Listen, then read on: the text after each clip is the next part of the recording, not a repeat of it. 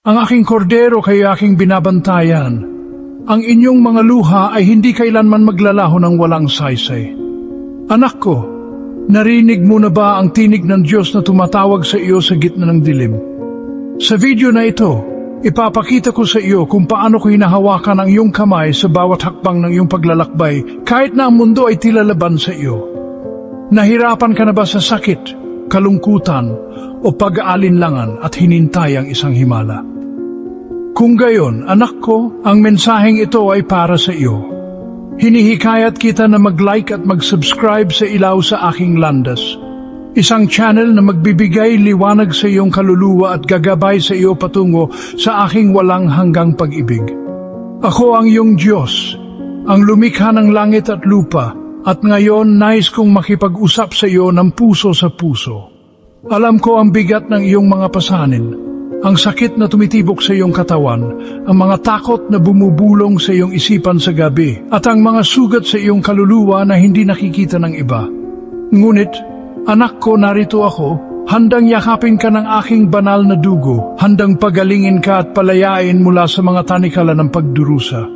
Ang aking dugo na ibinuwis sa krus ay hindi lamang isang simbolo ng sakripisyo. Ito ang buhay na magpapabago sa iyo mula sa ulo hanggang paa.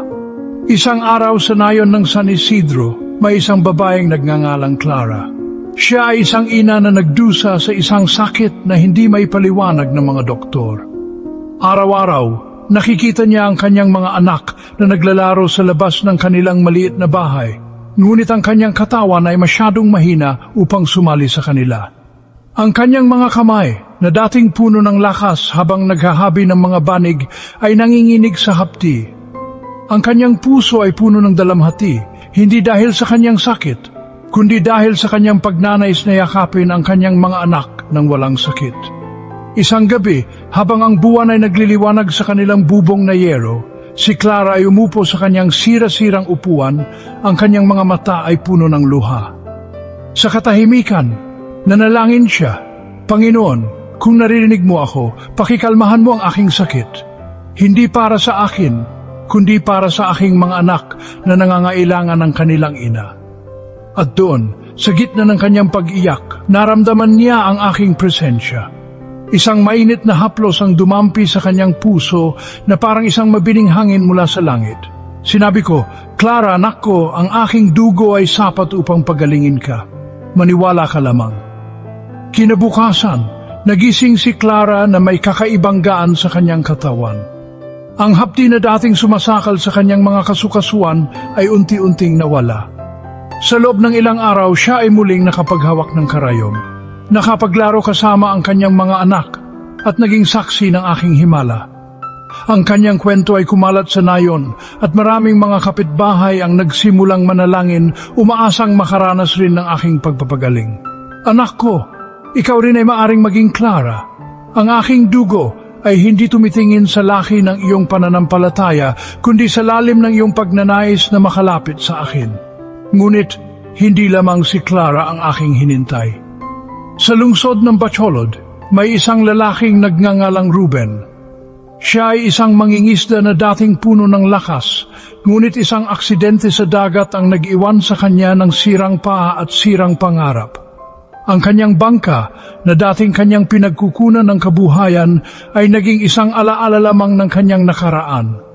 Araw-araw nakaupo siya sa dalampasigan, pinapanood ang mga alon na dating kanyang sinakop. Ang kanyang asawa si Nida ay nagtatrabaho bilang labandera upang suportahan ang kanilang 4 na anak, ngunit ang kanilang kita ay hindi sapat. Si Ruben ay nahulog sa malalim na kalungkutan, pakiramdam ay wala na siyang halaga. Isang gabi, habang ang kanyang pamilya ay natutulog, lumabas si Ruben at nagtungo sa isang maliit na kapilya sa dulo ng kanilang barangay. Doon sa harap ng isang lumang krus na gawa sa kawayan, siya ay umiyak. Panginoon, sabi niya, kung may plano ka pa para sa akin, hindi ko na kaya ang bigat ng aking buhay. At doon sa katahimikan ng gabi, naramdaman niya ang aking haplos. Sinabi ko, Ruben, anak ko, ang aking dugo ay magbibigay sa iyo ng bagong simula. Ang iyong mga sugat ay hindi ang katapusan ng iyong kwento. Kinabukasan, Isang kaibigan mula sa kabilang bayan ang nag-alok kay Ruben ng isang maliit na bangka. Sa kabila ng kanyang kapansanan, natuto siyang mamangka muli at ang kanyang pamilya ay unti-unting nakabangon.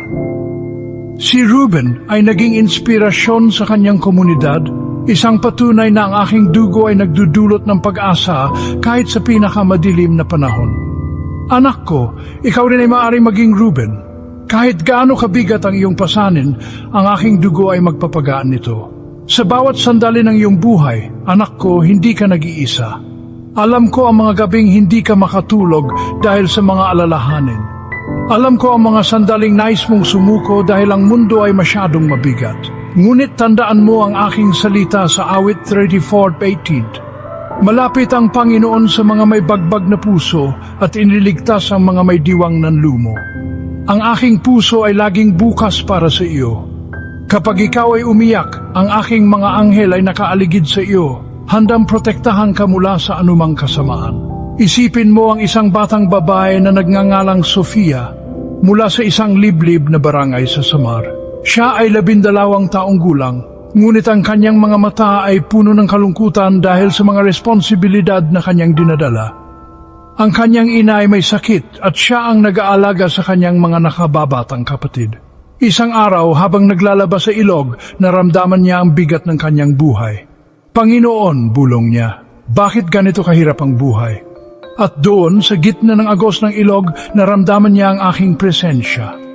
Sinabi ko, Sofia, anak ko, ang aking dugo ay magbibigay sa iyo ng lakas. Hindi mo kailangang dalhin ang mundo mag-isa. Mula noon, natanggap ng kanilang pamilya ang tulong mula sa kanilang komunidad at ang ina ni Sofia ay unti-unting gumaling. Si Sofia ay naging simbolo ng pananampalataya sa kanyang nayon, isang batang babae na natutong magtiwala sa aking pag-ibig.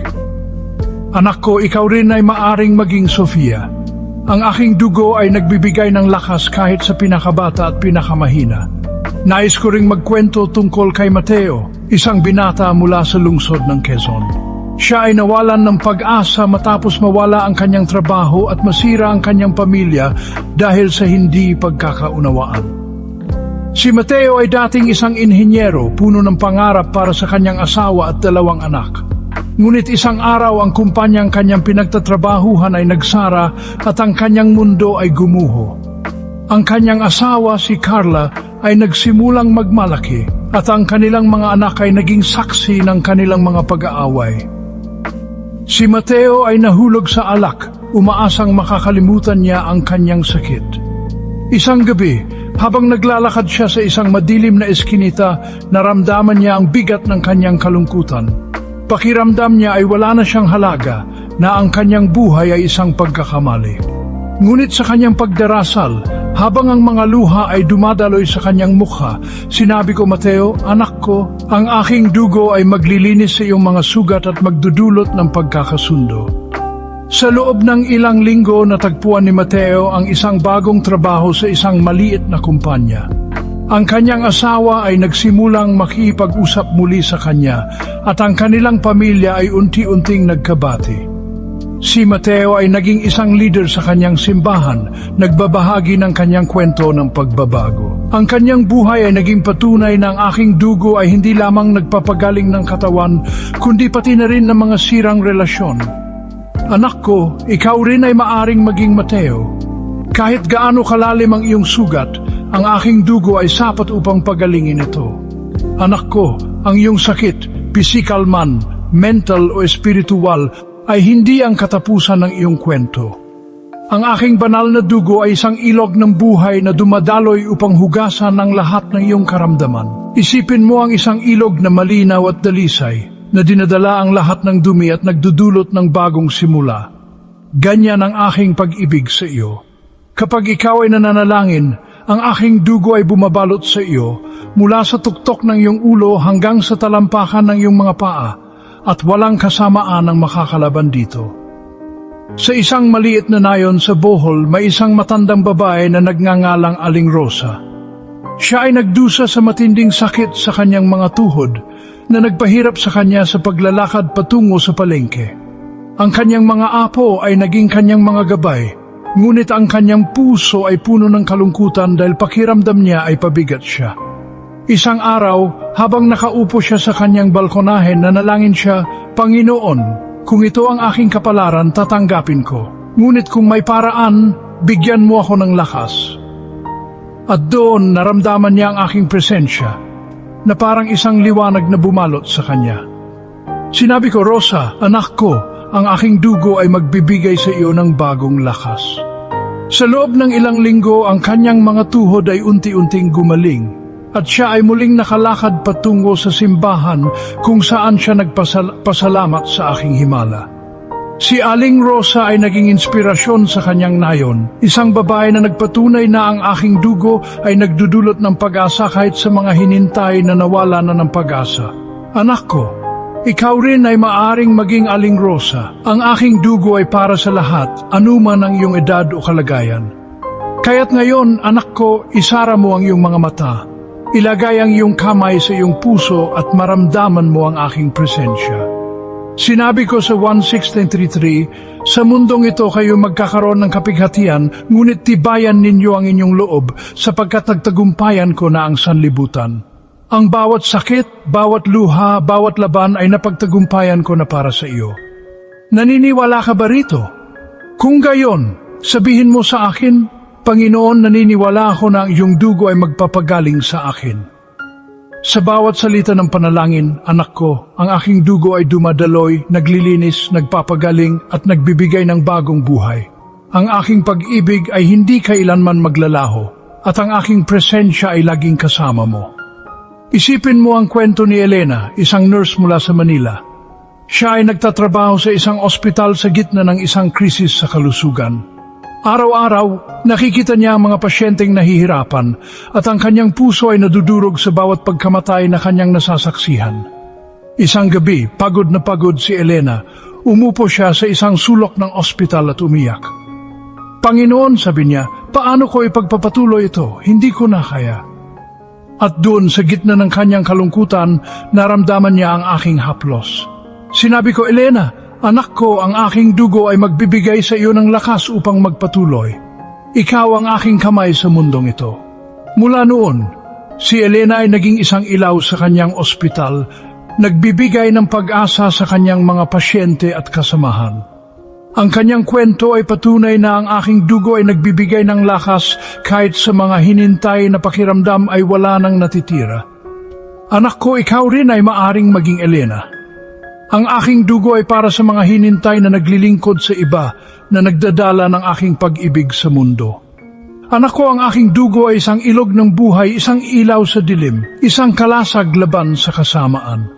Sa bawat sandali ng iyong buhay, ako ay naririto, humahawak sa iyong kamay, niningning ang iyong landas. Ang aking dugo ay hindi lamang nagpapagaling. Ito ay nagbibigay ng pag-asa, nagdudulot ng pagkakasundo at nagbibigay ng bagong simula. Maniwala ka, anak ko, at ang aking himala ay magiging sa iyo. Ang iyong buhay ay isang kwento ng aking pag-ibig at ako ang may akda na hindi kailanman magpapabaya sa iyo. Hayaan mong magkwento ako tungkol kay Luz, isang guro sa isang maliit na barangay sa Cebu. Si Luz ay isang babaeng puno ng pag-asa noon, isang guro na nagbibigay inspirasyon sa kanyang mga estudyante sa pamamagitan ng kanyang mga ngiti at kwento ng pag-ibig at pagtitiyaga. Ngunit isang trahedya ang dumating sa kanyang buhay. Ang kanyang asawa si Ben ay nawala sa isang aksidente sa kalsada. Ang kanyang mundo ay gumuho. Ang dating masiglang guro ay naging tahimik, ang kanyang mga mata ay nawala ng kislap at ang kanyang mga gabi ay puno ng mga bangungot. Ang kanyang mga estudyante ay napansin ang pagbabago at ang kanilang mga tanong na, Maam, bakit ka malungkot? Ay lalong nagpadagdag sa kanyang sakit.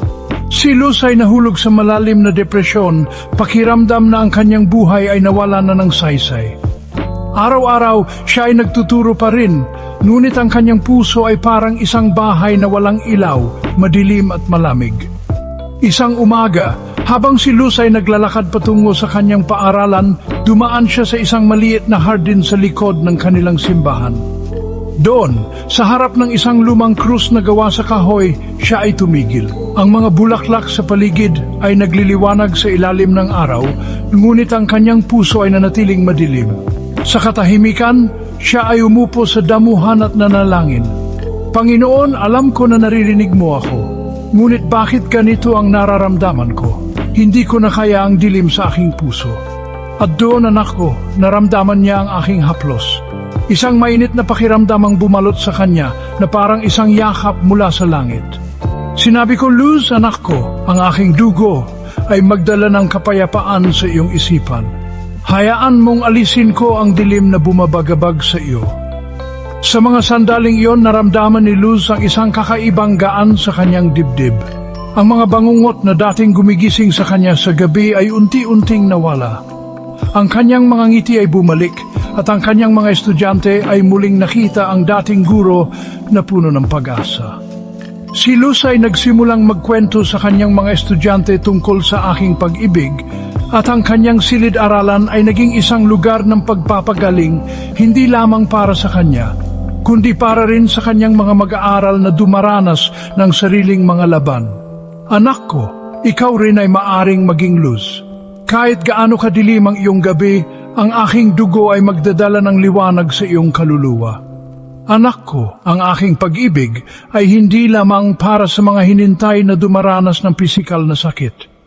Alam ko na ang mga sugat sa puso ay kasing sakit, kung hindi man mas malalim. Ang mga gabing ikaw ay umiiyak ng tahimik. Ang mga sandaling pakiramdam mo ay nag-iisa ka sa iyong laban. Alam ko ang mga iyon. Sa awit 147:3, sinabi ko, siya ang nagpapagaling sa mga bagbagang puso at nagbibigkis ng kanilang mga sugat. Ang aking dugo ay hindi lamang nagpapagaling ng katawan. Ito ay naglilinis ng kaluluwa, nagdudulot ng kapayapaan sa isipan at nagbibigay ng lakas sa mga hinintay na nawala na ng pag-asa. Isipin mo ang kwento ni Aling Maria, isang biyuda mula sa isang baryo sa Leyte. Si Aling Maria ay dating kilala sa kanyang masayang tawa, ngunit matapos mawala ang kanyang asawa at ang kanyang tanging anak ay umalis patungo sa ibang bansa, siya ay naging tahimik. Ang kanyang bahay, na dating puno ng tawanan, ay naging isang lugar ng katahimikan. Isang araw, habang siya ay nagtatanim ng kamote sa kanyang bakuran, naramdaman niya ang bigat ng kanyang kalungkutan. Siya ay umupo sa ilalim ng isang puno ng niyog at nanalangin. Panginoon, bakit parang iniwan mo na ako? At doon, anak ko, naramdaman niya ang aking presensya. Sinabi ko, Maria, anak ko, hindi kita kailanman iniwan. Ang aking dugo ay magbibigay sa iyo ng bagong simula. Sa mga sumunod na araw, isang liham ang dumating mula sa kanyang anak na nagsasabing babalik siya upang bisitahin siya.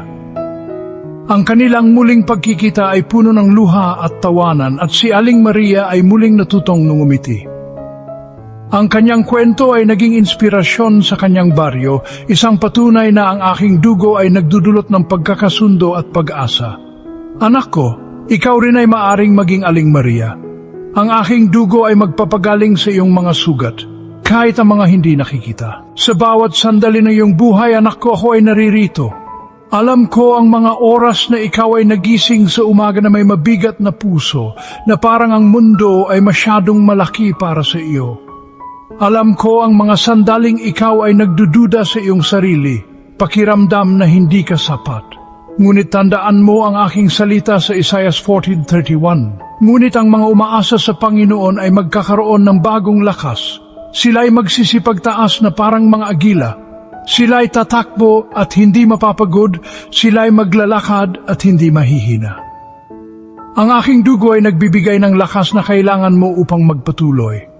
Isipin mo ang kwento ni Carlo, isang binata mula sa Davao. Si Carlo ay isang artista, ngunit ang kanyang mga pangarap ay natabunan ng mga pagkabigo. Ang kanyang mga pagtatanghal ay hindi napapansin at ang kanyang pamilya ay nagsimulang magduda sa kanyang mga plano. Isang gabi, habang siya ay naglalakad sa isang park, naramdaman niya ang bigat ng kanyang mga pagkabigo. Siya ay umupo sa isang bangko at nanalangin. Panginoon, bakit hindi ko makamit ang aking mga pangarap? At doon, anak ko, naramdaman niya ang aking presensya. Sinabi ko, Carlo, anak ko, ang aking dugo ay magbibigay sa iyo ng lakas upang magpatuloy. Ang iyong mga pagkabigo ay hindi ang katapusan ng iyong kwento. Sa loob ng ilang buwan, si Carlo ay natanggap sa isang maliit na produksyon at ang kanyang talento ay unti-unting kinilala. Siya ay naging inspirasyon sa kanyang mga kaibigan, isang patunay na ang aking dugo ay nagdudulot ng pag-asa kahit sa mga hinintay na nawala na ng pangarap. Anak ko, ikaw rin ay maaring maging Carlo. Ang aking dugo ay magbibigay sa iyo ng lakas upang itaas ang iyong mga pakpak lumipad. Anak ko, ang aking dugo ay hindi lamang para sa iyo, kundi para rin sa mga hinintay mo. Isipin mo ang mga hinintay mo na dumaranas ng sakit, kalungkutan o pag-aalinlangan. Kapag ikaw ay nananalangin para sa kanila, ang aking dugo ay umaagos, nagdadala ng pagpapagaling at pag-asa. Sa isang maliit na nayon sa Pangasinan, may isang pamilya na nagngangalang Pamilya Santos. Ang kanilang anak na si Ben, isang 16 na taong gulang na lalaki, ay nagdusa sa isang sakit na nagpahirap sa kanya sa paghinga.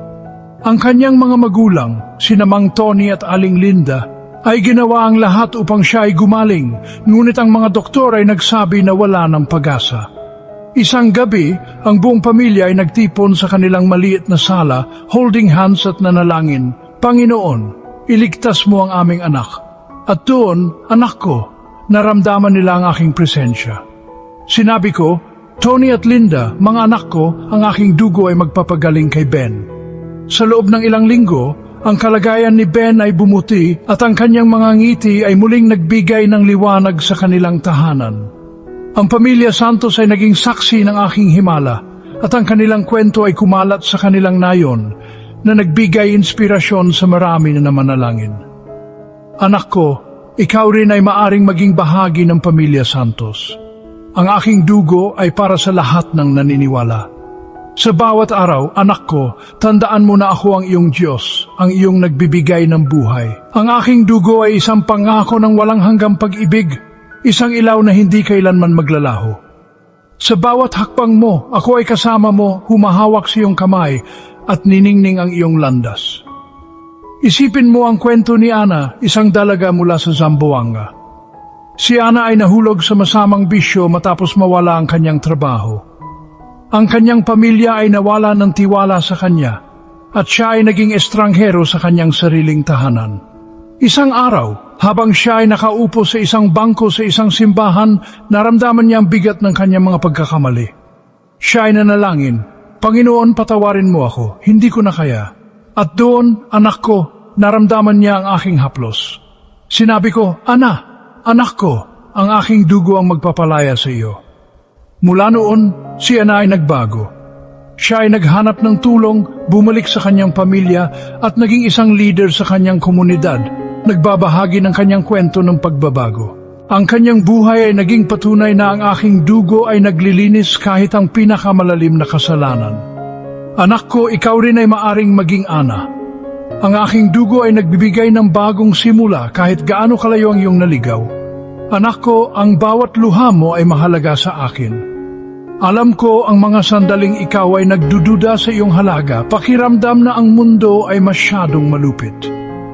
Ngunit sa Roma 8:28 sinabi ko, alam natin na sa lahat ng bagay ay gumagawa ang Diyos para sa kabutihan ng mga nagmamahal sa Kanya. Ang iyong mga laban ay bahagi ng isang mas malaking plano at ang aking dugo ay nagdudulot ng layunin sa bawat sakit. Isipin mo ang kwento ni Mang Jose, isang magsasaka mula sa Nueva Ecija. Si Mang Jose ay nagdusa sa isang sakit sa kanyang likod na nagpahirap sa kanya sa pagtatanim. Ang kanyang pamilya ay umaasa sa kanya, ngunit ang kanyang katawan ay hindi niya kaya. Isang araw, habang siya ay nagpapahinga sa ilalim ng isang puno ng kahoy, nanalangin siya, Panginoon, bigyan mo ako ng lakas para sa aking pamilya. At doon, anak ko, naramdaman niya ang aking presensya. Sinabi ko, Jose, anak ko, ang aking dugo ay magbibigay sa iyo ng bagong lakas. Sa loob ng ilang buwan, ang kanyang sakit ay unti-unting nawala at siya ay muling nakapagtanim. Ang kanyang ani ay naging masagana at ang kanyang pamilya ay nagdiwang ng aking himala. Si Mang Jose ay naging inspirasyon sa kanyang nayon, isang patunay na ang aking dugo ay nagdudulot ng pag-asa kahit sa mga hinintay na pakiramdam ay wala ng pag-asa. Anak ko, ikaw rin ay maaring maging Mang Jose. Ang aking dugo ay magbibigay sa iyo ng lakas upang magpatuloy. Anak ko, ang aking dugo ay isang ilog ng buhay, isang ilaw sa dilim, isang kalasag laban sa kasamaan. Sa bawat sandali ng iyong buhay, ako ay naririto, humahawak sa iyong kamay, niningning ang iyong landas. Ang aking dugo ay hindi lamang nagpapagaling. Ito ay nagdudulot ng pagkakasundo, nagbibigay ng bagong simula at nagbibigay ng pag-asa. Maniwala ka anak ko at ang aking himala ay magiging sa iyo. Ang iyong buhay ay isang kwento ng aking pag-ibig at ako ang may akda na hindi kailanman magpapabaya sa iyo. Sa bawat panalangin mo, anak ko, ang aking dugo ay dumadaloy, naglilinis, nagpapagaling at nagbibigay ng bagong buhay. Ang aking pag-ibig ay hindi kailanman maglalaho at ang aking presensya ay laging kasama mo. Ngayon, nais ko muling anyayahan kang maging bahagi ng ilaw sa aking landas. Mag-like at mag-subscribe at sama-sama nating tuklasin ang walang hanggang pag-ibig na inihanda ko para sa iyo. Ibahagi ang mensaheng ito sa mga nangangailangan ng pag-asa upang sila rin ay makatanggap ng aking pagpapala. Anak ko, ang iyong buhay ay isang tapiseriya ng aking pag-ibig. Kahit na ang mga sinulid ay tila magulo, ako ang gumagawa ng isang obra maestra. Ang iyong mga sakit, yung mga laban at yung mga luha ay bahagi ng isang mas malaking plano. Sa Isaiah 41:10, sinabi ko, huwag kang matakot sapagkat ako'y kasama mo. Huwag kang mangamba sapagkat ako ang iyong Diyos. Ang aking mga kamay ang humubog sa iyo at ang aking puso ang nagmamahal sa iyo ng walang kondisyon.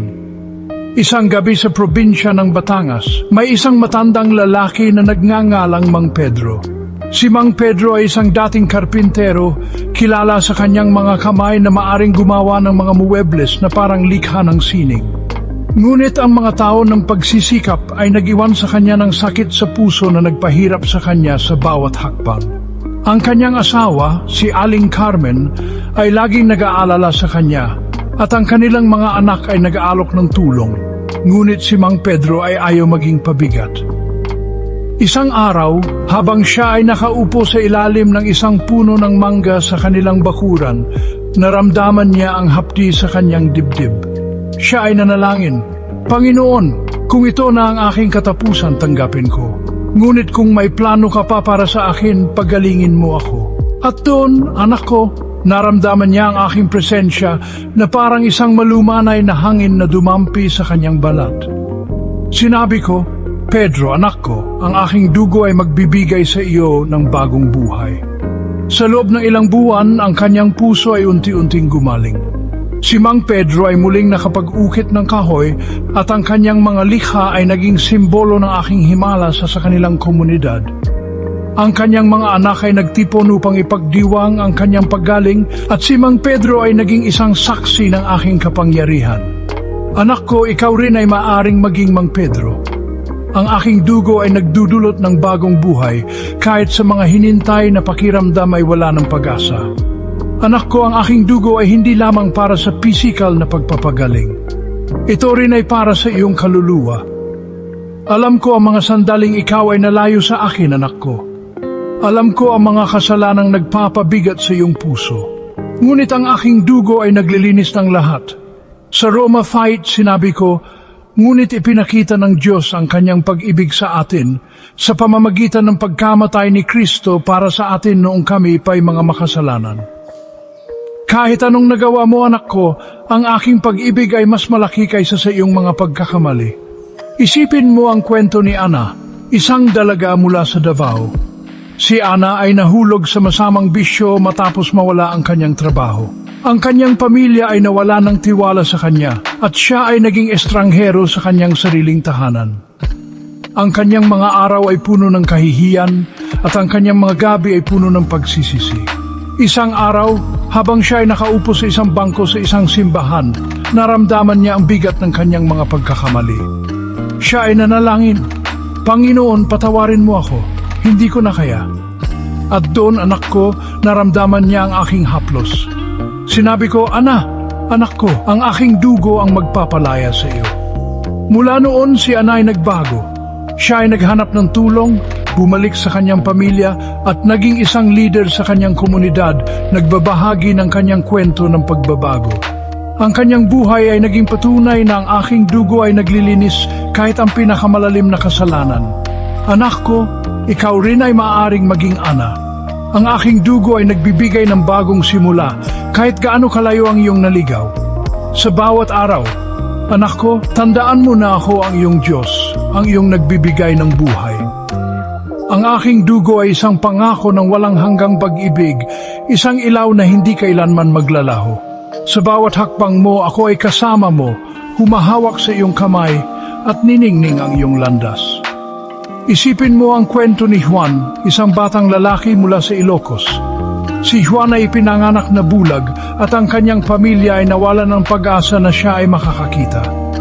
Ang kanyang ina, si Aling Teresa, ay laging nagdarasal para sa kanyang anak, ngunit ang mga tao ay lumipas ng walang sagot. Isang araw, habang si Aling Teresa ay nanalangin sa isang kapilya, naramdaman niya ang aking presensya. Siya ay umiyak, Panginoon, kung hindi para sa akin, para sa aking anak, bigyan mo siya ng liwanag. At doon, anak ko, naramdaman niya ang aking haplos. Sinabi ko, Teresa, anak ko, ang aking dugo ay magbibigay ng liwanag sa mga mata ni Juan. Sa isang himala, ang bata ay nakakita sa unang pagkakataon at ang kanyang unang nakita ay ang ngiti ng kanyang ina. Ang kanilang kapilya ay napuno ng mga luha ng kagalakan at ang kwento ni Juan ay kumalat sa kanilang probinsya na nagbigay inspirasyon sa marami na manalangin.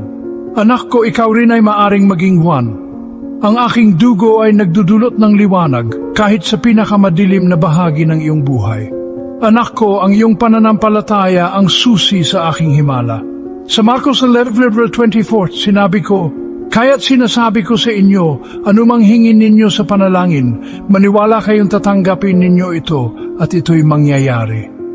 Kapag ikaw ay nananalangin, anak ko, maniwala ka na ang aking dugo ay gumagawa na ng himala sa iyong buhay. Ang bawat salita ng panalangin ay isang hakbang patungo sa iyong pagpapagaling. Isipin mo ang kwento ni Aling Gloria, isang tindera sa palengke ng Baguio. Si Aling Gloria ay nagdusa sa isang sakit sa kanyang mga kamay na nagpahirap sa kanya sa pagbebenta ng kanyang mga gulay. Ang kanyang mga anak ay umaasa sa kanya at ang kanyang sakit ay nagdulot ng takot sa kanyang puso. Isang araw habang siya ay nag-aayos ng kanyang mga paninda, nanalangin siya, Panginoon, bigyan mo ako ng lakas upang magpatuloy. At doon, anak ko, naramdaman niya ang aking presensya. Sinabi ko, Gloria, anak ko, ang aking dugo ay magpapagaling sa iyong mga kamay. Sa loob ng ilang linggo, ang kanyang mga kamay ay unti-unting gumaling at siya ay muling nakapagbenta ng may kagalakan. Ang kanyang puwesto sa palengke ay naging isang lugar ng pag-asa kung saan siya nagbabahagi ng kanyang kwento ng himala. Anak ko, ikaw rin ay maaring maging Aling Gloria. Ang aking dugo ay nagdudulot ng pagpapagaling kahit sa mga hinintay na pakiramdam ay wala ng pag-asa. Anak ko, ang aking dugo ay isang ilog ng buhay, isang ilaw sa dilim, isang kalasag laban sa kasamaan. Sa bawat sandali ng iyong buhay, ako ay naririto, humahawak sa iyong kamay, niningning ang iyong landas. Ang aking dugo ay hindi lamang nagpapagaling. Ito ay nagdudulot ng pagkakasundo, nagbibigay ng bagong simula at nagbibigay ng pag-asa. Maniwala ka, anak ko, at ang aking himala ay magiging sa iyo. Ang iyong buhay ay isang kwento ng aking pag-ibig, at ako ang may akda na hindi kailanman magpapabaya sa iyo. Sa bawat panalangin mo, anak ko, ang aking dugo ay dumadaloy, naglilinis, nagpapagaling, at nagbibigay ng bagong buhay. Ang aking pag-ibig ay hindi kailanman maglalaho, at ang aking presensya ay laging kasama mo. Anak ko, ang bawat araw ay isang pagkakataon upang maranasan ang aking himala. Kapag ikaw ay nagigising, ako ang unang humihiling ng iyong ngiti. Kapag ikaw ay natutulog, ako ang nagbabantay sa iyong mga pangarap. Ang aking dugo ay isang proteksyon laban sa lahat ng kasamaan, isang kalasag na hindi kailanman mababasag. Sa bawat panalangin mo, anak ko, ang aking mga anghel ay nagtitipon at ang aking puso ay tumutugon. Alam ko ang mga sandaling ikaw ay pakiramdam na nag-iisa kapag ang mundo ay tilalaban sa iyo at ang iyong puso ay puno ng mga tanong na walang sagot. Ngunit, anak ko, ako ay naririto, handang yakapin ka ng aking walang hanggang pag-ibig, handang gabayan ka sa bawat hakbang ng iyong paglalakbay. Isipin mo ang kwento ni Aling Nena, isang nanay mula sa isang maliit na baryo sa Quezon. Si Aling Nena ay isang magsasaka na nagtatrabaho sa bukirin mula pagsikat hanggang paglubog ng araw upang suportahan ang kanyang 5 anak. Ang kanyang asawa ay matagal nang nawala at ang kanyang buhay ay puno ng mga pagsubok, ang mga bagyo na sumisira sa kanyang pananim, ang mga gastusin na hindi niya kayang bayaran, at ang mga gabing siya ay umiiyak dahil sa takot na hindi niya maibibigay ang magandang buhay para sa kanyang mga anak. Isang araw, habang siya ay nagdidilig ng kanyang mga tanim sa ilalim ng init ng araw, naramdaman niya ang bigat ng kanyang mga alalahanin. Siya ay tumigil, umupo sa lilim ng isang puno ng santol at nanalangin, "Panginoon, hindi ko na kaya. Bigyan mo ako ng lakas upang magpatuloy para sa aking mga anak." At doon, anak ko, naramdaman niya ang aking presensya na parang isang malumanay na simoy ng hangin na dumampi sa kanyang mukha. Sinabi ko, "Nena, anak ko, ang aking dugo ay magbibigay sa iyo ng lakas na kailangan mo. Hindi ka nag-iisa." Sa mga sumunod na araw, ang kanyang mga pananim ay nagbunga ng masagana at isang lokal na kooperatiba ang nag-alok tulong sa kanya upang mapalawak ang kanyang sakahan. Ang kanyang mga anak ay nakapagtapos ng pag-aaral at si Aling Nena ay naging inspirasyon sa kanyang baryo, isang patunay na ang aking dugo ay nagdudulot ng pag-asa kahit sa mga hinintay na pakiramdam ay wala ng pag-asa. Anak ko, ikaw rin ay maaaring Aling Nena. Ang aking dugo ay nagbibigay ng lakas upang harapin ang mga pagsubok ng buhay. Sa bawat sandali ng iyong buhay, anak ko, ako ay naririto. Alam ko ang mga oras na ikaw ay nagising sa umaga na may mabigat na puso, na parang ang mundo ay masyadong malaki para sa iyo. Alam ko ang mga sandaling ikaw ay nagdududa sa iyong sarili, pakiramdam na hindi ka sapat. Ngunit tandaan mo ang aking salita sa Mateo 11:28. "Lumapit kayo sa akin, kayong lahat na pagod at nabigatan, at bibigyan ko kayo ng kapahingahan." Ang aking dugo ay hindi lamang napapagaling ng katawan. Ito ay nagdudulot ng kapayapaan sa isipan, nagbibigay ng lakas sa kaluluwa, at naglilinis ng mga sugat na hindi nakikita ng iba. Isipin mo ang kwento ni Mark, isang binata mula sa Cavite. Si Mark ay isang manggagawa sa isang pabrika, ngunit isang aksidente ang nag-iwan sa kanya ng sirang braso at sirang pangarap. Ang kanyang pamilya ay umaasa sa kanya, ngunit ang kanyang sakit ay nagpahirap sa kanya sa pagtatrabaho. Isang gabi, habang siya ay nakaupo sa kanilang maliit na sala, naramdaman niya ang bigat ng kanyang mga responsibilidad. Siya ay nanalangin, "Panginoon, bakit ganito ang buhay ko? Bigyan mo ako ng pag-asa." At doon, anak ko, naramdaman niya ang aking haplos. Sinabi ko, "Mark, anak ko, ang aking dugo ay magpapagaling sa iyo at magbibigay ng bagong simula." Sa loob ng ilang buwan, ang kanyang braso ay gumaling at natanggap siya sa isang bagong trabaho na mas angkop sa kanyang kalagayan. Si Mark ay naging isang leader sa kanyang komunidad, nagbabahagi ng kanyang kwento ng pagbabago. Ang kanyang buhay ay naging patunay na ang aking dugo ay nagdudulot ng pag-asa kahit sa mga hinintay na nawala na ng pangarap. Anak ko, ikaw rin ay maaring maging Mark. Ang aking dugo ay magbibigay sa iyo ng lakas upang magpatuloy. Anak ko, ang aking dugo ay isang ilog ng buhay, isang ilaw sa dilim, isang kalasag laban sa kasamaan. Sa bawat sandali ng iyong buhay, ako ay naririto, humahawak sa iyong kamay, niningning ang iyong landas. Isipin mo ang kwento ni Lila, isang dalaga mula sa Palawan. Si Lila ay isang mangingisda na nagtatrabaho kasama ang kanyang ama sa kanilang maliit na bangka. Ngunit isang bagyo ang sumira sa kanilang bangka at ang kanilang kabuhayan ay nawala. Si Lila ay nahulog sa kalungkutan, pakiramdam na ang kanyang mga pangarap na makapagtapos ng pag-aaral ay nawala na rin. Isang araw, habang siya ay naglalakad sa dalampasigan, nanalangin siya, "Panginoon, bigyan mo kami ng bagong simula." At doon, anak ko, naramdaman niya ang aking presensya. Sinabi ko, Lilak ko, ang aking dugo ay magdadala ng pag-asa sa iyong pamilya. Sa loob ng ilang linggo, isang lokal na organisasyon ang nagbigay ng bagong bangka sa kanilang pamilya at si Lila ay nakatanggap ng scholarship upang magpatuloy sa kanyang pag-aaral. Siya ay naging inspirasyon sa kanyang komunidad, isang patunay na ang aking dugo ay nagdudulot ng bagong simula kahit sa mga hinintay na nawalan na ng pag-asa. Anak ko, ikaw rin ay maaaring maging Lila. Ang aking dugo ay nagbibigay ng pag-asa kahit gaano kalaki ang iyong mga pagsubok. Sa bawat araw, anak ko, tandaan mo na ang aking dugo ay isang pangako ng walang hanggang pag-ibig. Alam ko ang mga sandaling ikaw ay natatakot kapag ang hinintay ay tila masyadong malayo. Ngunit sa awit 23:4 sinabi ko, kahit na ako'y maglakad sa libis ng lilim ng kamatayan, wala akong katatakutan sapagkat ikaw ay kasama ko. Ang aking dugo ay isang kalasag na nagpoprotekta sa iyo mula sa lahat ng kasamaan. Isipin mo ang kwento ni Mang Ruben, isang driver ng tricycle mula sa Pampanga. Si Mang Ruben ay nagdusa sa isang sakit sa kanyang baga na nagpahirap sa kanya sa paghinga at pagtatrabaho. Ang kanyang pamilya ay umaasa sa kanya at ang kanyang sakit ay nagdulot ng takot sa kanyang puso.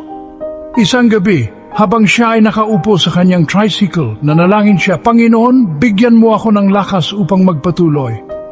At doon, anak ko, naramdaman niya ang aking presensya.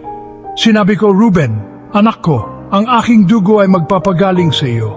Sa loob ng ilang buwan, ang kanyang kalusugan ay bumuti at siya ay muling nakapagmaneho ng kanyang tricycle.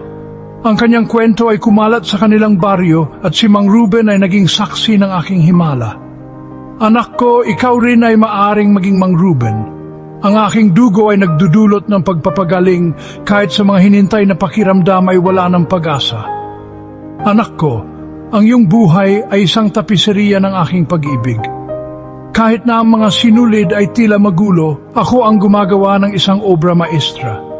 Ang iyong mga sakit, iyong mga laban at iyong mga luha ay bahagi ng isang mas malaking plano. Sa bawat panalangin mo, anak ko, ang aking dugo ay dumadaloy, naglilinis, nagpapagaling at nagbibigay ng bagong buhay. Ang aking pag-ibig ay hindi kailanman maglalaho at ang aking presensya ay laging kasama mo.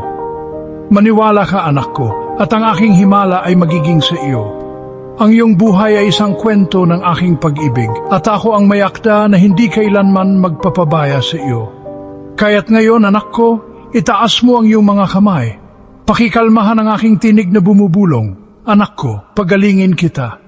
Maniwala ka na ang aking dugo ay sapat upang alisin ang lahat ng iyong sakit. Sabihin mo sa akin, Panginoon, ang iyong dugo ang aking kaligtasan. At habang ikaw ay nananalangin, mararamdaman mo ang aking haplos na parang isang mainit na yakap mula sa langit. Ang aking dugo ay hindi lamang isang simbolo. Ito ay isang buhay na puwersa na naglilinis, nagpapagaling, at nagbibigay ng bagong simula. Sa bawat sandali ng iyong buhay, anak ko, ako ay naririto, humahawak sa iyong kamay, niningning ang iyong landas. Isipin mo ang kwento ni Aling Corazon, isang manggagawa sa isang maliit na tindahan sa Iloilo. Si Aling Corazon ay isang ina ng 3 anak na nagtatrabaho mula umaga hanggang gabi upang suportahan ang kanyang pamilya. Ngunit isang sakit sa kanyang tiyan ang nagpahirap sa kanya sa pagtatrabaho.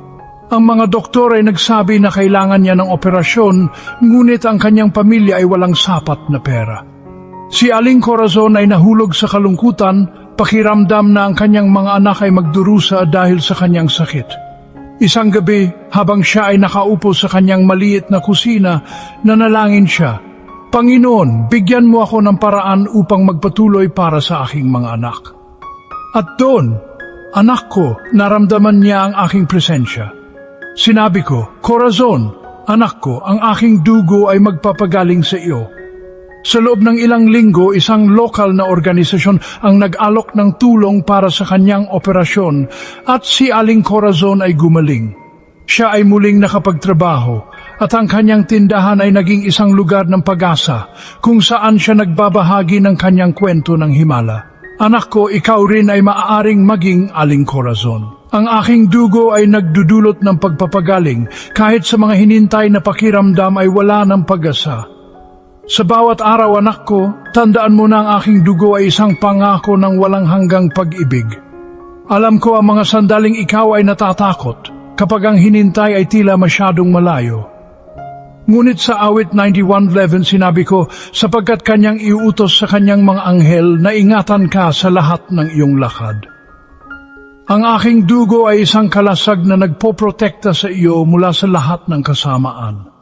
Isipin mo ang kwento ni Mang Lito, isang magsasaka mula sa Tarlac. Si Mang Lito ay nagdusa sa isang sakit sa kanyang mga mata na nagpahirap sa kanya sa pagtatanim.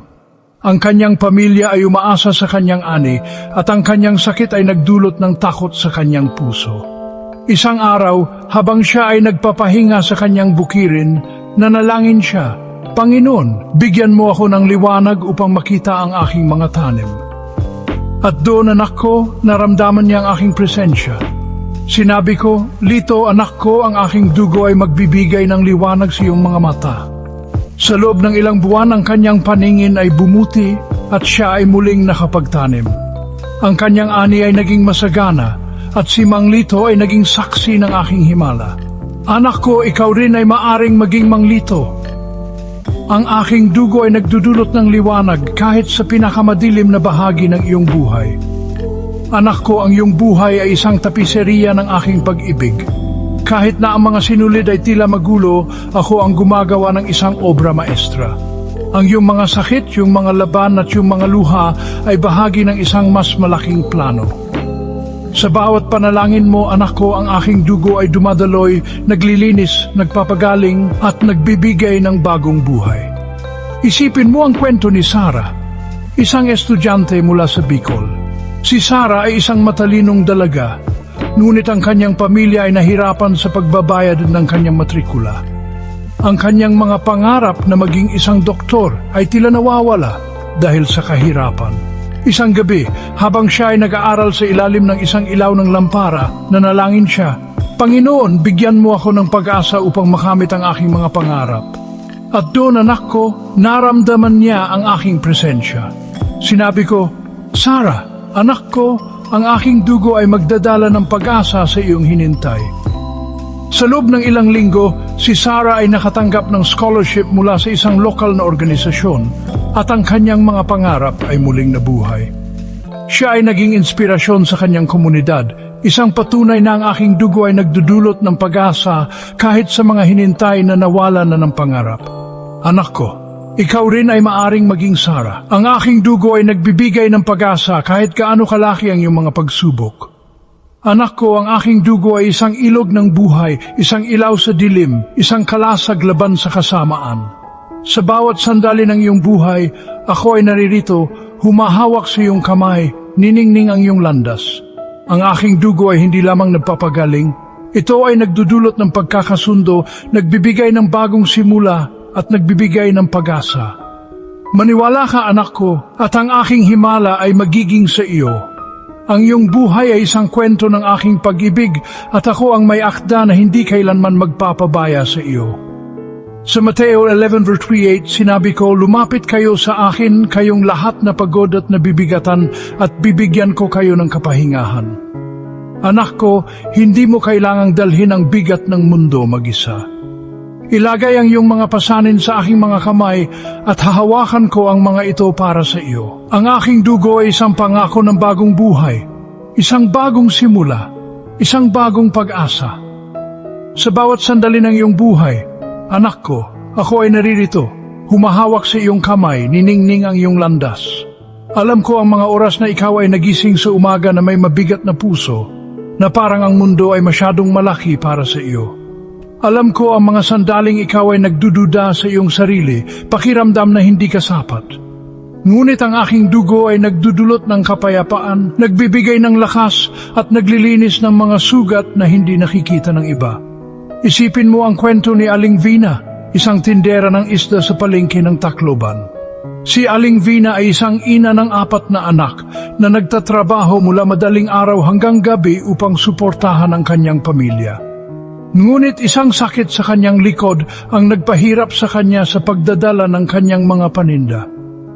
Ang kanyang mga anak ay umaasa sa kanya at ang kanyang sakit ay nagdulot ng takot sa kanyang puso.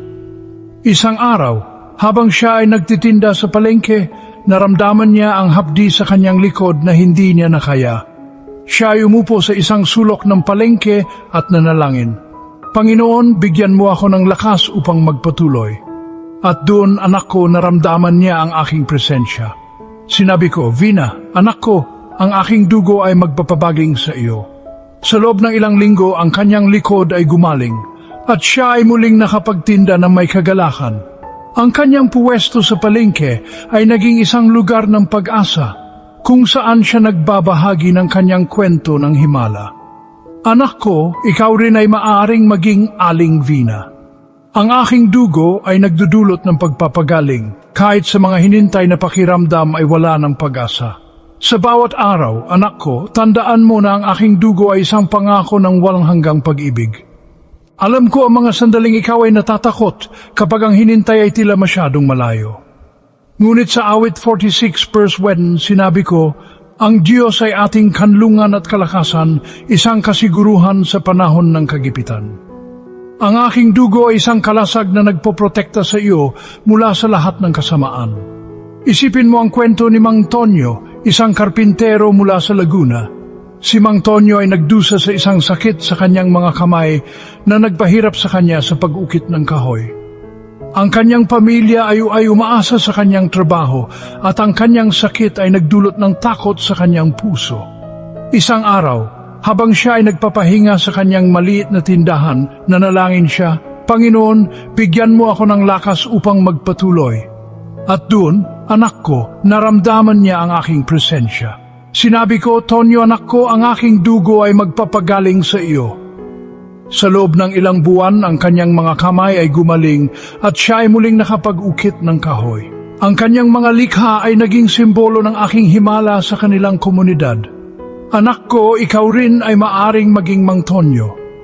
Ang aking dugo ay nagdudulot ng pagpapagaling kahit sa mga hinintay na pakiramdam ay wala ng pag-asa.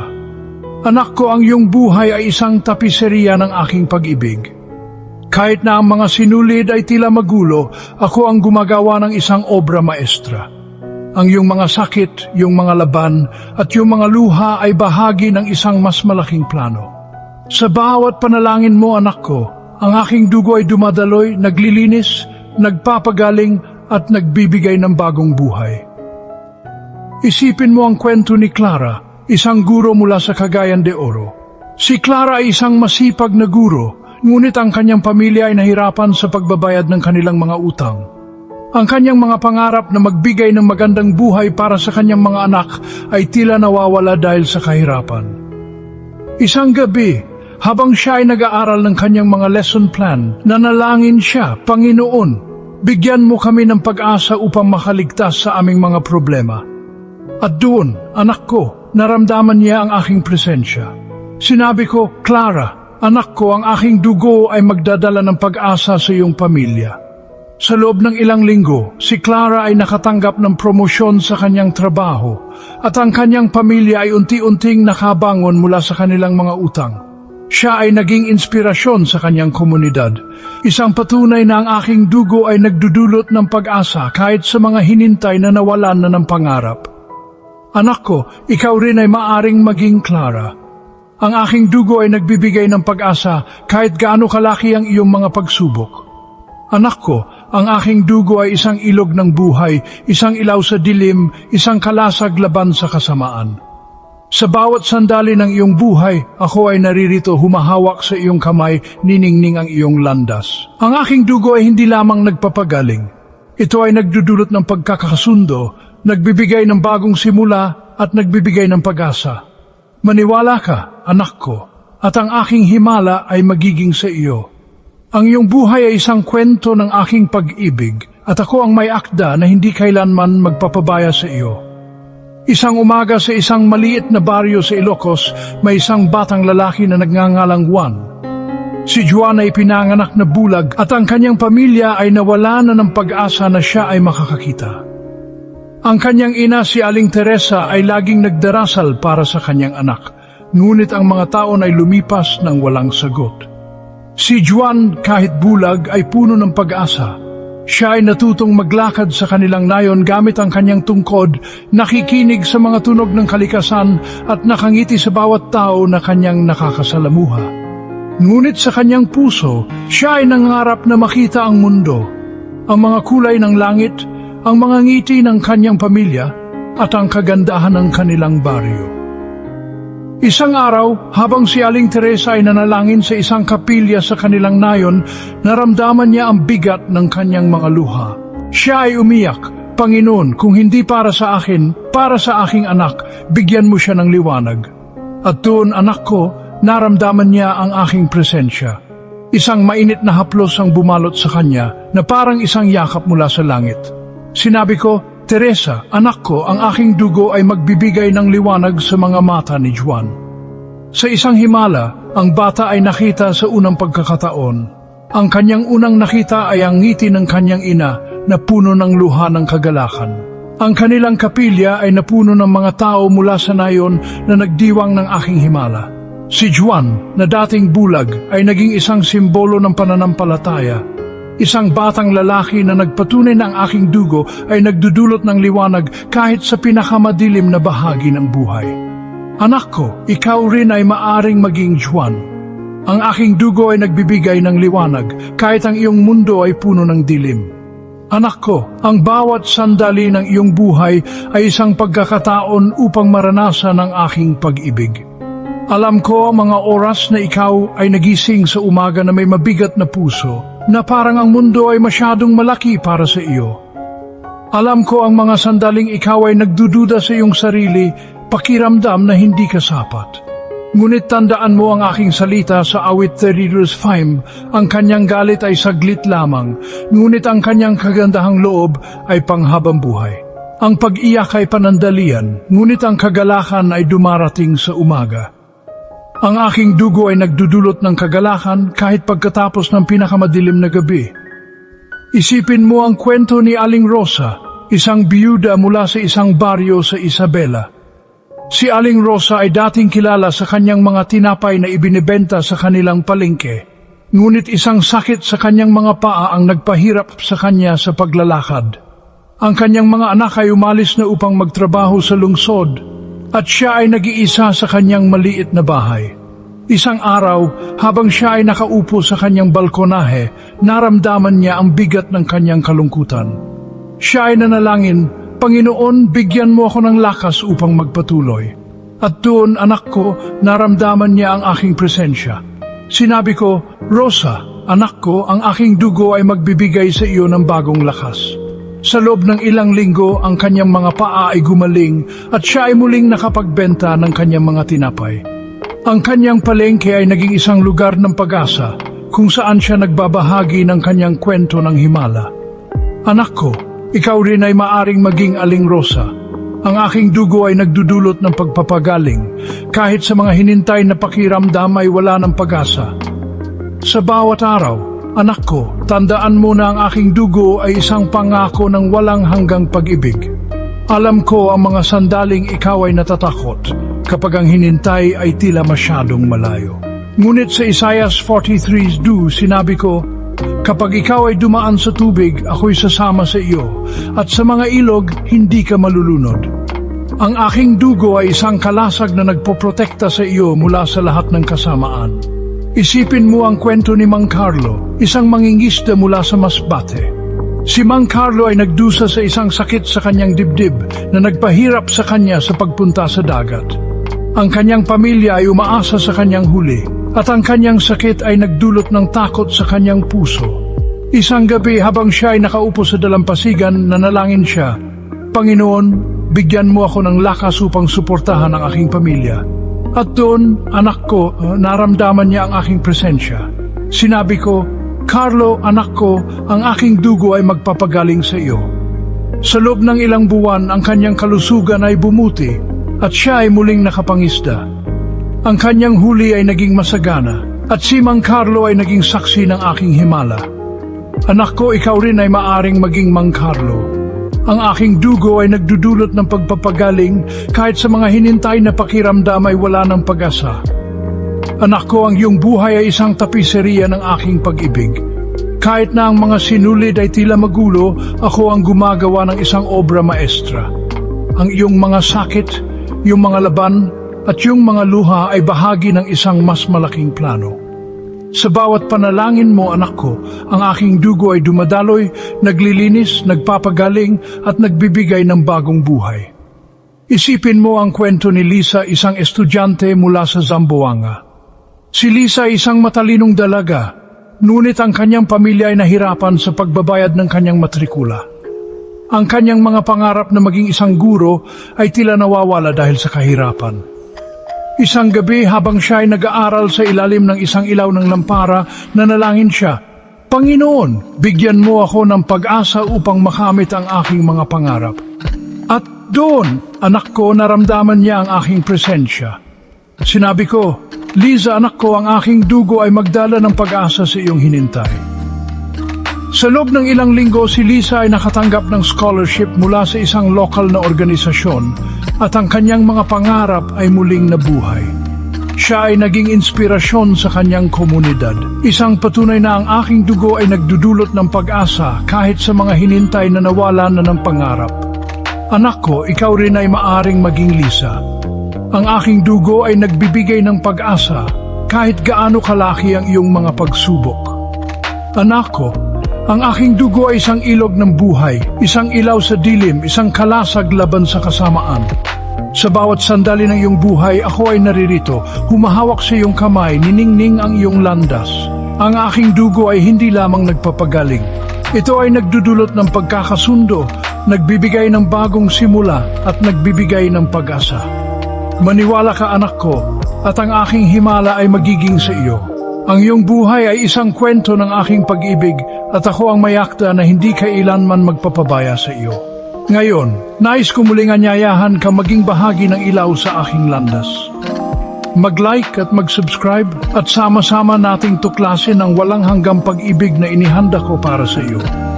Ibahagi ang mensaheng ito sa mga nangangailangan ng pag-asa upang sila rin ay makatanggap ng aking pagpapala. Anak ko, ang iyong buhay ay isang tapiseriya ng aking pag-ibig. Kahit na ang mga sinulid ay tila magulo, ako ang gumagawa ng isang obra maestra.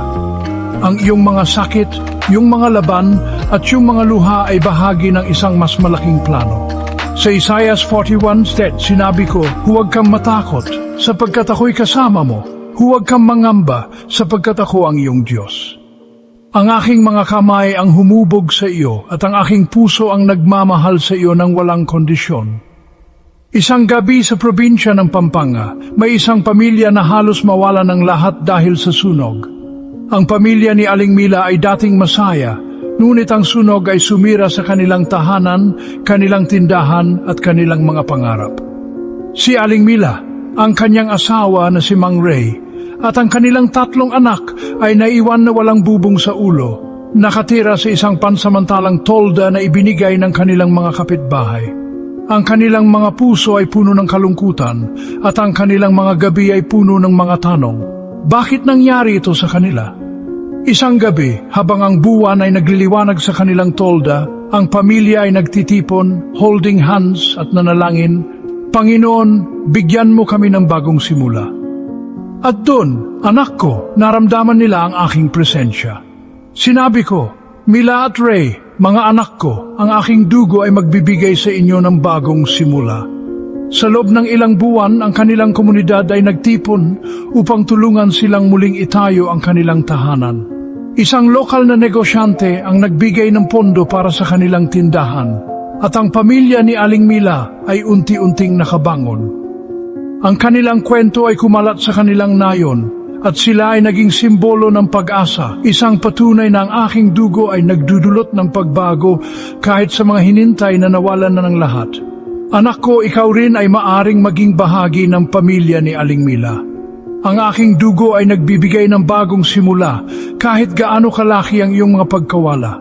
Anak ko, ang aking dugo ay hindi lamang para sa iyo, kundi para rin sa mga hinintay mo. Isipin mo ang mga hinintay mo na dumaranas ng sakit, kalungkutan o pag-aalinlangan. Kapag ikaw ay nananalangin para sa kanila, ang aking dugo ay umaagos, nagdadala ng pagpapagaling at pag-asa. Sa 1 Pedro 2:24, sinabi ko, sa pamamagitan ng aking mga sugat, kayo'y gumaling. Ang aking dugo ay isang regalo para sa lahat. Isipin mo ang kwento ni Mang Ben, isang magsasaka mula sa Bulacan. Si Mang Ben ay nagdusa sa isang sakit sa kanyang bato na nagpahirap sa kanya sa pagtatrabaho sa bukirin. Ang kanyang asawa, si Aling Nora, ay laging nag-aalala sa kanya at ang kanilang mga anak ay natakot na mawala ang kanilang ama. Isang araw, habang si Mang Ben ay nagpapahinga sa ilalim ng isang puno ng mangga, nanalangin siya, "Panginoon, bigyan mo ako ng lakas upang suportahan ang aking pamilya." At doon, anak ko, naramdaman niya ang aking presensya. Sinabi ko, "Ben, anak ko, ang aking dugo ay magpapagaling sa iyo."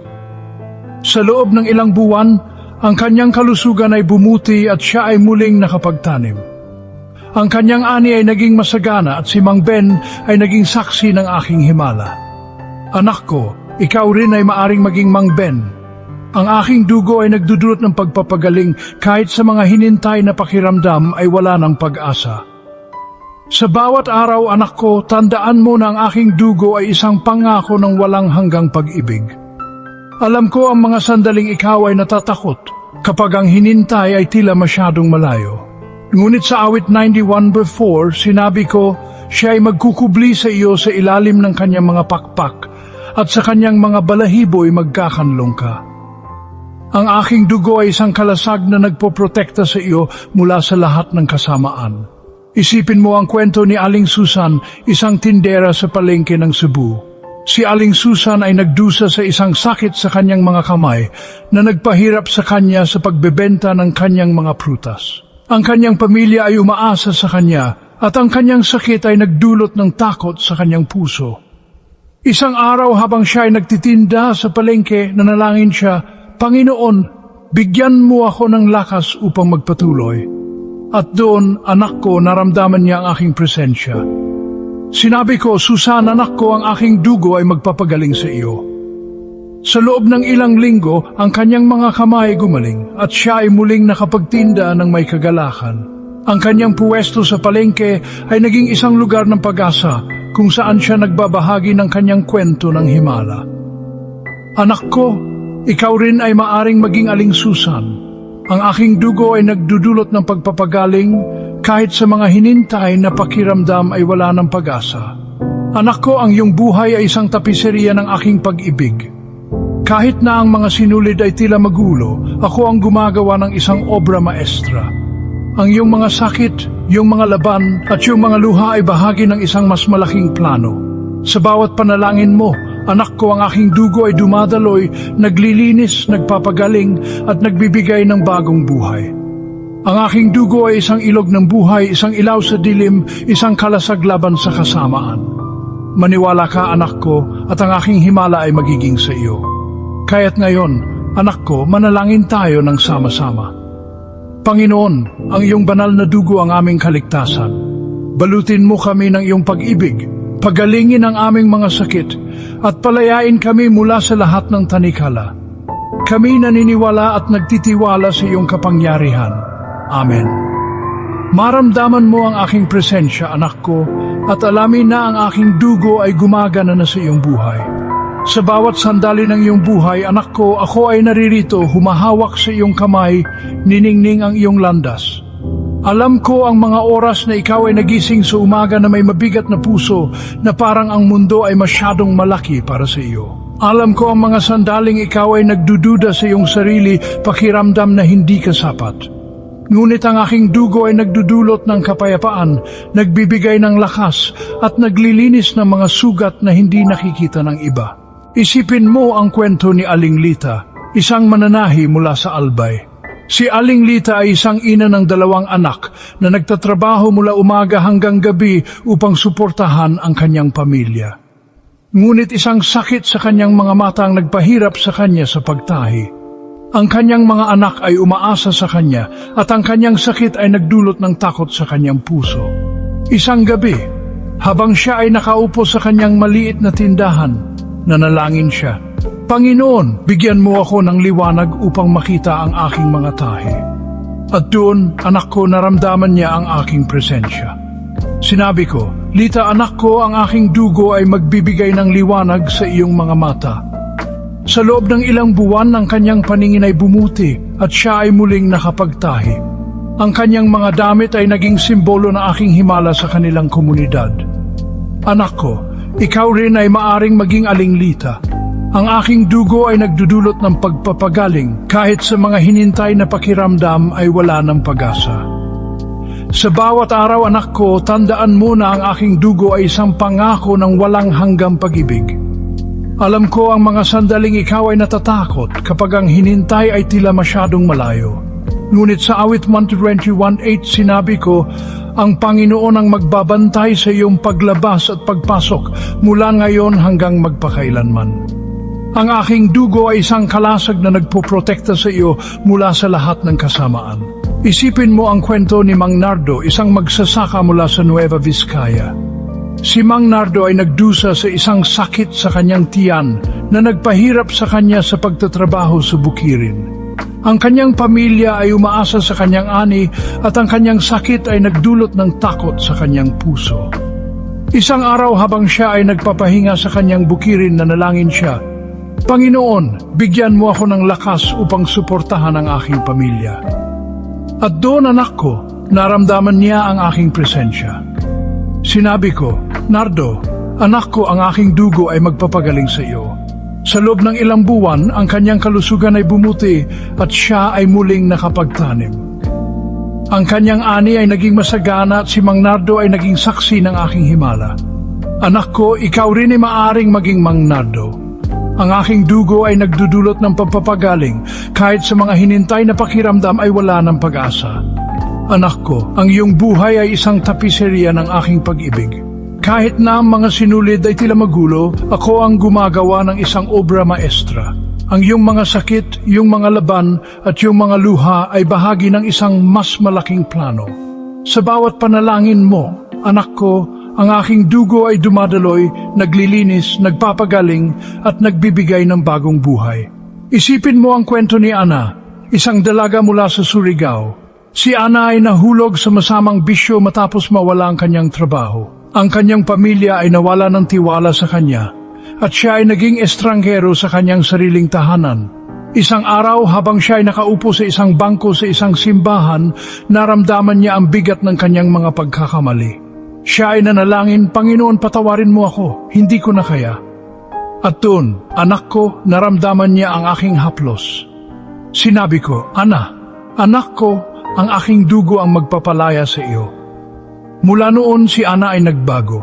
Siya ay naghanap ng tulong, bumalik sa kanyang pamilya, at naging isang leader sa kanyang komunidad, nagbabahagi ng kanyang kwento ng pagbabago. Anak ko, ikaw rin ay maaaring maging Ana.